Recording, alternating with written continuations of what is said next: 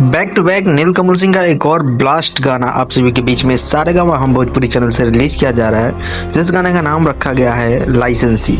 क्या गजब का और रंगदार बवाल सॉन्ग है। इसके सिंगर नीलकमल सिंह है, म्यूजिक जो है वो विनय विनायक का है और लिरिक्स राइटर जो है वो आशुतोष तिवारी हैं। और बात करें इस गाने के अंदर की, तो इस गाने में आप सबको नीलकमल सिंह के साथ बहुत ही खूबसूरत और ब्यूटीफुल एक्ट्रेस दिखेंगे, जिनका नाम है आकांक्षा पुरी, जो कि बॉलीवुड एक्ट्रेस हैं।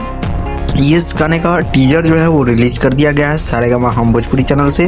इस गाने का फुल सॉन्ग आप सभी के बीच में कल सुबह 7 बजे देखने को मिलेगा सारेगामा हम भोजपुरी चैनल से।